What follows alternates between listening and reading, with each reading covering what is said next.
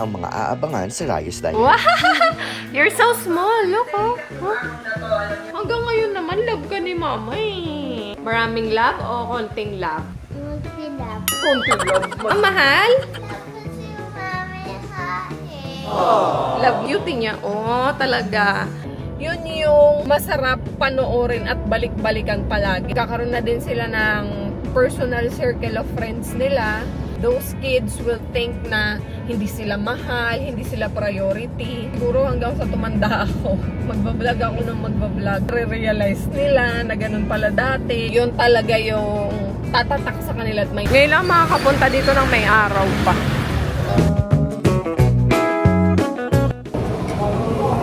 Sarap.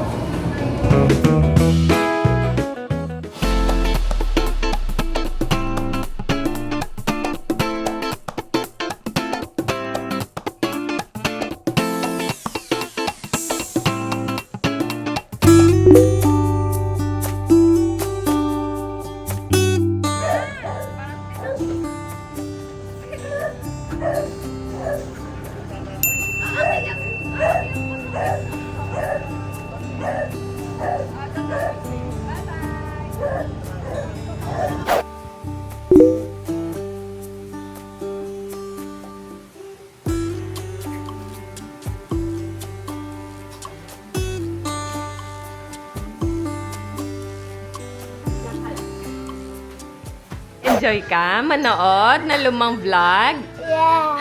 Nanonood kami ng lumang vlog. Wow! You're so small. Look, oh. Huh? Cutie naman ni Cloudy. Business and sa mga skis ko na nakapanood nung ating first series regarding our business. Thank you so much. Tinan mo ikaw, oh. Salamat. So ito na nga. Kaya lang, ang payat mo pa dyan, no? Habang nangyari sa ating first day. Siyempre, bago ko magkwento, susundo muna tayo sa school. Ang payat mo, Cloudy, dyan. Sa store para makita niyo yung card ulit. Today is birthday, so medyo content yung tao. Pero Hi, Mom. guys, kaya ako Si Bebe. Cutie, oh. Cloudy! Ito pala si ate. Oh. Ate. Si ate. Si ate si... Oh, diba? Nag-enjoy siya manood ng mga lumang vlog kasi nakikita niya kung paano siya asikasuhin dati. Tuwang-tuwa siya pag nakikita niyang kinukulit ko siya, kinakarga ko siya, kinikiss ko siya, nilalove ko siya. Gustong-gusto niya yung ganong feeling. Kaya na-addict siya ngayon sa panonood ng lumang vlog kasi ano daw siya, love daw siya nung baby siya. Sabi ko, hanggang ngayon naman eh, di ba? Hanggang ngayon naman, love ka ni mama eh. Di ba? Love ka o hindi? Yeah. Oo, di ba? Maraming love o konting love? Konting love. Konting love, madami. Ang pinapanood namin is yung year 2018. Yan, bago pa mag 1 year si Cloudy. Pinanganak kasi siya ng March 2018. So, ilang months pa lang siya noon. Enjoy na enjoy niya, nakikita yung sarili niya. And then, there was this vlog din na nakita niya kung paano siya umiiyak. Something happened, iyak siya ng iyak. Tapos inasikaso siya ni Sky. Tawa siya ng tawa, bigla-bigla niyang nilove si ate niya. Sabi niya, I love you ate.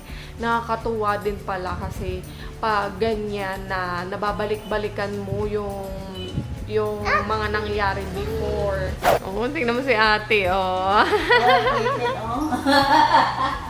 Eso, si Cloudy, galakad na. Oh, pakarga ka na kay mama?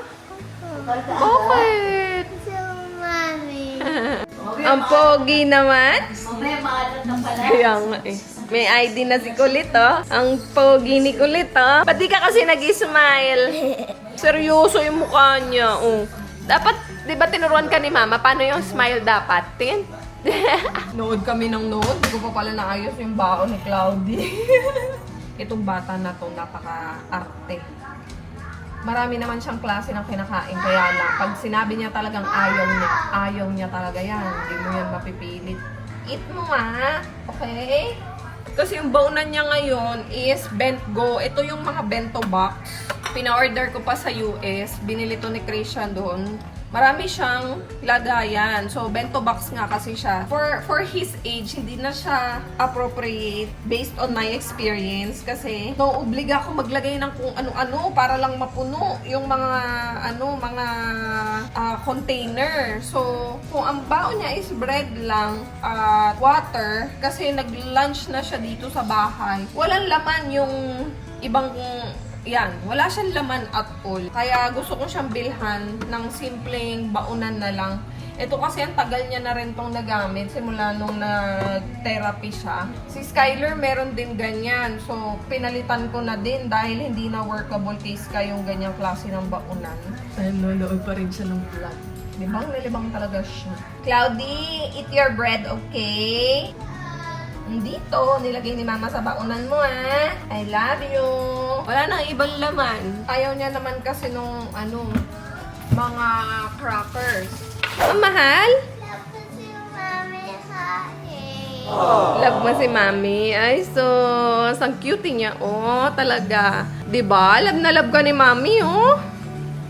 Love ka ba ni Mami? Cutie. Cutie. Diba? Cutie ka ng baby ka? I love you.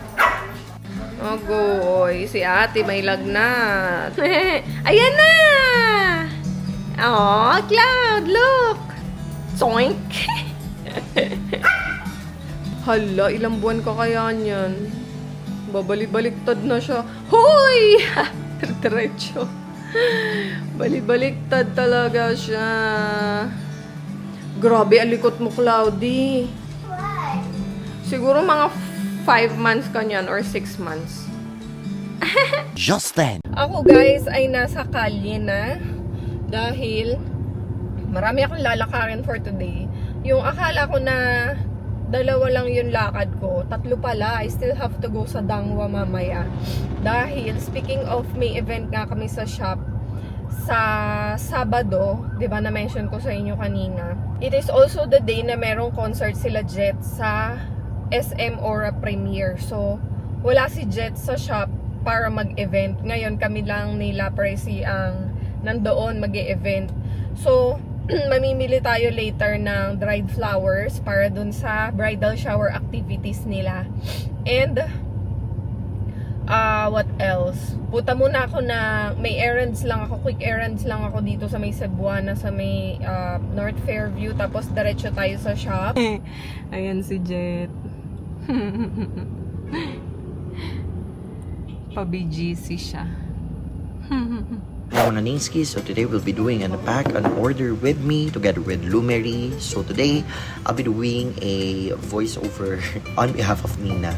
So today nga may nag-order kay Nins na 3 candles. Ito yung talagang line ng Lumery products na talagang we conceptualized 4 years or 3 years ago during pandemic. So pandemic baby namin to. This is one of the best sellers that we cater dun sa market. Ito yung laging in-order sa amin madalas. Kasi meron din kami mga linen sprays, meron din kami mga oils, but mostly candles are one of the yung talagang madalas orderin sa amin. So, there was an order for provincial delivery kasi J&T to. Pero in Manila area, madalas lalaman. Nina is packing 3 candles, I think Memories, Warm Vanilla, and Sage and Seashell, which is yung best seller namin dito sa Lumery. So why candles? Because the candles are one of the best relaxation medium na tinatawag, no, para ma-relax tayo, especially sa mga nights na pagod tayo, na minsan gusto mo lang na makaamoy man lang, something relaxing. So Lumery is one of them. So if you want to order, ayan, you can check out Lumery in our Instagram. You can check out Lumery, Leuxmiri, at you can order directly on our page for Lalamove in Manila areas and JNT for provincial. Ay na ako. Tapos ko na yung gagawin ko dito sa shop. Kapag-place na rin ako ng order. Te, salamat! Una na ako. May ribbon na ako. Bukas, pupunta ako dito. Gagawin ko yung candle, yung boxes. Bukas gawin natin yung box. Ay, hindi pala gagawin yung boxes. Doon pala yung gagawin. Yung candles, yung mga baso na lang. Dadala ko lagayan. Salamat, te! Bye! Oh, ang init! Parang sasandali lang ako nasa shop. Nababad na sa initan yung sasakay natin. Naalala ko lang bigla guys, kasi di ba kanina nanonood kami ni Cloudy ng mga lumang vlog. Kanina and ngayon, nag-flashback kasi sa akin. Sobrang na-appreciate ko talaga yung mga vlogs na meron kami as a family. Especially yung mga clips na pinapakita yung mga kids. Pinapakita ko yung pag-aalaga ko sa kanila, how I do things with them, kasi sobrang na-appreciate namin yun ngayon, especially si Cloudy, kasi sa isip ng bata hindi yan lahat matatandaan nila pag lumaki sila. Only core memories lang yung talagang matitira sa kanila, and hindi naman lahat ng core memories is sometimes yun yung makakatulong sa kanila growing up. Sometimes those core memories can bring unpleasant feelings, ganyan. But those memories na talagang magpapaalala sa kanila kung paano sila inalagaan ng mga magulang nila. Like for my kids, sa experience namin, no, nakita ni Cloudy kung paano ko siya inalagaan before, how I took care of him, kung paano ko siya ipinanganak, tapos nung may sakit siya, paano ko siya inaalagaan, and all those things. Yun yung masarap panoorin at balik-balikan palagi, kasi darating at darating din yung time na, alam mo yon, tatanda na yung mga bata na yan, lalayo yung loob nila sa amin ng mga magulang, dahil of course, hindi naman sa sobrang lalayo, but how would I say that? Yung parang hindi na sila magiging ganun ka-close sa amin, dalawa ni Jet, dahil growing up, syempre nakakabuo na rin sila ng sarili nilang identity. Magkakaroon na din sila ng personal circle of friends nila, you know, and yung environment pwedeng maka-influensya sa paglaki nila and the way they think, the way they process things. But going back to how we raise them and how we do things before, isa yon sa magiging magiging guide nila and makakapag-ground sa kanila kung merong mga pagkakataon na, alam mo yon, di ba, magkakasamaan ng loob, or dumating yung time na meron silang hingin tapos hindi namin maibigay, and those kids will think na hindi sila mahal, hindi sila priority dahil hindi ibinibigay yung gusto nila and all that. So those videos will be the evidence that hindi lang about doon sa material things or about doon sa mga current needs nila masusukat yung pagmamahal namin sa kanila, magkapatid. Kaya sabi ko, siguro hanggang sa tumanda ako, magbablog ako ng magbablog. I love watching my kids, watching the old videos, watching themselves, no, watching their younger selves, and nakikita ko yung mga ngiti nila. Nakikita ko yung nare-realize nila na ganun pala dati, ganito pala sila dati, ganito ganyan, and ang dami kasing pwedeng magbago, guys. And actually, ang daming nagbabago. Like for Cloudy, for Sky. Sky used to be very jolly before. Ngayon, napakaseryoso na niyang tao. Ang hirap niyang biruin. And then, for Cloudy naman, before, sobrang antisocial. And then, just recently, talagang nakikita naming mag-asawa na pinupush niya yung sarili niya and lumalabas siya dun sa comfort zone niya. So, sabi ko, napakaganda na nakaka-capture namin yung mga important moments na yun sa buhay ng mga anak namin. Kasi, pag nawala kami mag-asawa, yan na lang din yung maiiwan namin sa kanila. Kung tayo, nung generation natin, mga old photographs, yung meron tayo, ngayon napakaswerte nung generation ngayon kasi video, kumbaga, 'di ba? Video, kung reality at that moment, kung ano yung iniisip, nararamdaman, yun talaga yung tatatak sa kanila at may iwan sa kanila. Unlike sa photographs, unlike sa pictures, yung talagang mga developed pictures or photographs, aanuhin mo na lang siya eh. Parang sasariwain mo na lang siya sa alaala mo. So, sabi ko, ang sarap pala, ang sarap mag-vlog. Kaya, more vlogging tayo mga nings. So, tayo ay mamimili na ng dried flowers para dun sa event. Ang ganda ng mga fresh flowers, so. Ang ganda. Daming mga options dito. Ngayon lang makakapunta dito ng may araw pa. Ayan. So, hahanapin ko yung binibilhan ko dito palagi. Ngayon lang ako nakapunta dito ng may araw pa kasi usually nagpupunta kami dito gabi. So, dahil kailangan ko rin makabalik ng bahay agad. Mamimili tayo dito ngayon ng may araw pa.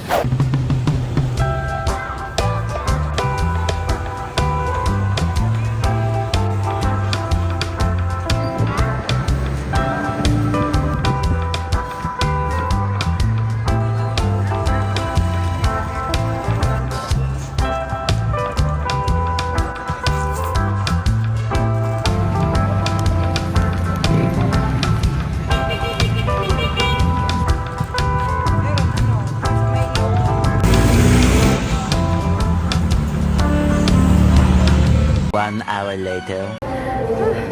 Sobrang init guys, grabe. So patayo tayo ng pawis dito sa Chowking. Sakto kasi nagugutom na din ako para bago ko bumalik ng Quezon City. Busog na ako, nakapagbanyo na ako, tahimik na ako. Kaya merienda tayo, dito ako kakain sa Chowking. Umorder lang ako ng pansit canton at saka halo-halo. Sobrang init talaga, grabe. Pawis na ako. Pawis na ako. Alam nyo, di ba sabi ko sa inyo, first time ko magpunta dito sa dangwa ng may araw, maliwanag. Wala pa lang masyadong mga flowers and dried flowers na tinda compare paggabi. Although meron din naman kayong mabibili talaga, marami pa rin namang options. Pero hindi siya kasing inviting at saka kasing entertaining paggabi. Sa gabi kasi ang dami talaga, as in sobrang daming mga nagtitinda. Tapos pati yung mga gilid, meron siyang mga parang mga pila-pilao. Nakalagay doon yung mga bulaklak nila. Tapos ang dami din naglalako. As in, ready na ang aking food. Tunin ko muna guys. Ayan na. Ano pang inaantay? Kain na. Natatakam ako. Sobrang bango ng pansit canton. Tapos halo-halo. Laki ng ice cream. Humingi talaga ako ng chili guys. Kasi sarap. Sarap ng may chili. Tapos, toyo mansi. Yung mga bata, nasa bahay na, nakauwi na. Although, si Sky, hindi pa niya ako tinatawagan. Si Jen, nasa D1 na rin siya. So, grabe, sa SMS na lang kami nag-update talaga. Sarap. Hingal na hingal ako, grabe. Layo na nilakad ko kay ikot. So anyway, okay na ako. Pamili na tayo ng mga kailangan para sa bridal shower event sa shop. And nakapag-merienda na tayo. Meron pa tayong eucalyptus. Sobrang bango dito sa sasakyan. I make sure na every time na pupunta ako dito sa Dangwa, nag-uuwi ako ng eucalyptus para sa kwarto namin ni Jet. Kasi yung bango-bango talaga niya. So, balik na tayo ng QC guys. At dediretso naman tayo sa SM Grocery. Let's go, energy!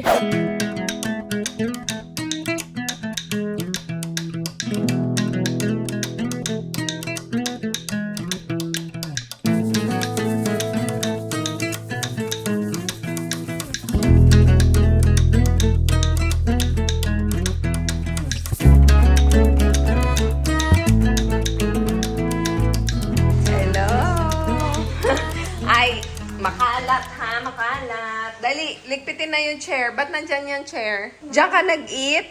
Ay, sobra ha. Bakit nandito pa yung baunan ni ate? Ate Sky, yung medyas mo din, nasa sofa pa. Ang karate bag, nasa sofa pa. Pasalubong ni mama. Si ate naliligo pa eh. O, dali. Mamaya mo na buksan ha, pagkatapos ni ate. Okay? Mamaya na. Yung mga damit mo dito. konti lang kami nag-training eh. Kasi Wednesday. What happened sa school niyo? Probably daw this week wala kami homework. Bakit? Kasi, usually ngayon start ng bagong lessons. Did teacher mention anything about the the online classes? Monday daw. Double check mo ha. Baka maglalabas sila ng memo. No? Siguro. Gutom ako, grabe. Buti na lang kumain ako, sobrang traffic, grabe. Alam niyo ba yung biyahe ko from Dangwa lang, papunta ng Quezon City, guys. 3 hours.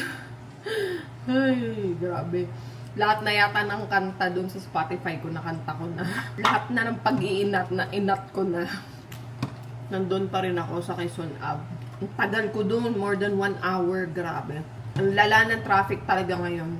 Probably sabi kasi ni Jet payday daw ngayon. Yung traffic niya parang weekends. Ang lala talaga, promise. Si Jet nasa BGC pa siya, hindi siya makauwi.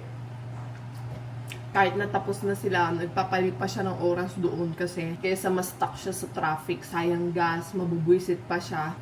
'Di ba? Doon na lang siya, manahimik na lang muna siya sa BGC. May daw siya uuwi. Tabi daw kami. Tabi kayo ni Daddy? Miss niya daw ako eh, kasi makeup daw namin. Kasi matagal ko daw. Matagal daw niya ako hindi nakabandi. Hindi na, mag-prepare na tayo at pagod na rin talaga ako. Gusto ko nang palit ng damit, mag-shower at magpalit. Just then. Ayan guys, matutulog na tayo. Tayo ay nakapag-freshen up na. Ayan. At kailangan na natin mag-rest. Kasi marami tayo gagawin tomorrow. Ayan, tulog na si Sky. Kaya, papahinga natin tayo. So, good night everyone. And we'll see you again on the next video. Good night.